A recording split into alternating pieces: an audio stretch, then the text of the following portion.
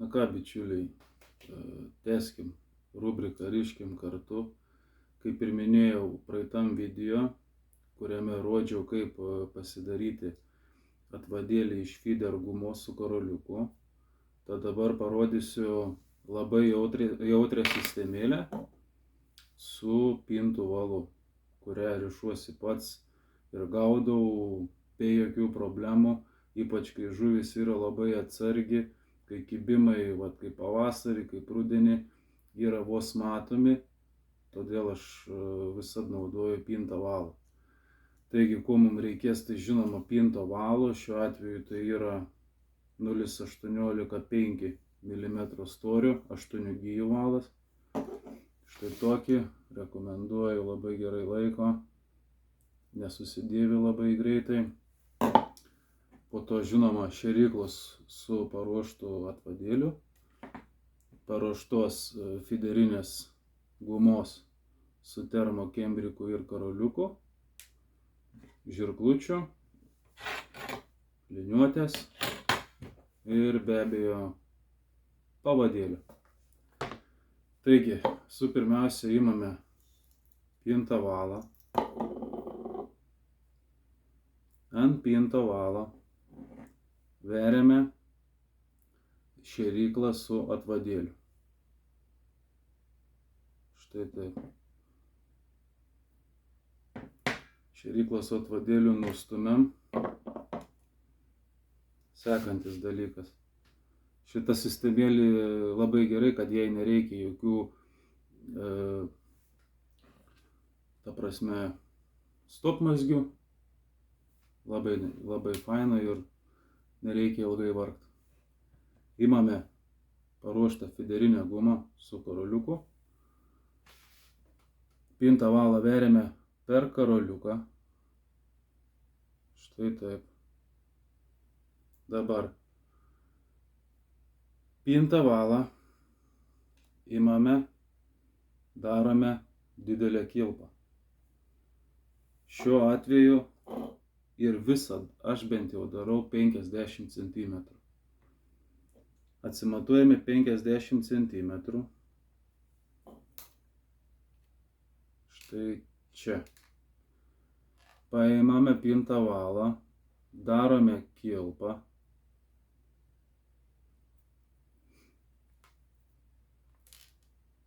Štai taip.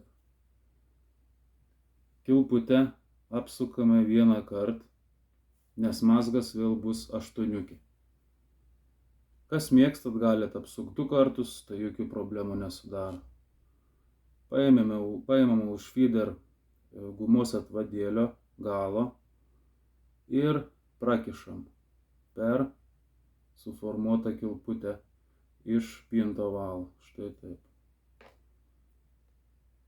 Ir turime vėl suformuotą 8.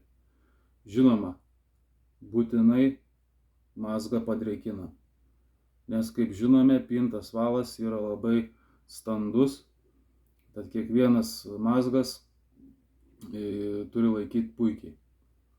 Padrėkinam ir stipriai užtempiam. Štai taip. Nereikalingą valo atkarpą nukerpam. Štai turime suformuotą didelę kilpą su fiderinė guma. Paimam šėryklą su atvadėliu, nuleidžiam iki pat karoliuko. Štai mūsų sistema beveik baigta. Ko mums bereikia, tai žinoma pavadėlio paruošto. Šiuo atveju vėl naudosi 30 cm.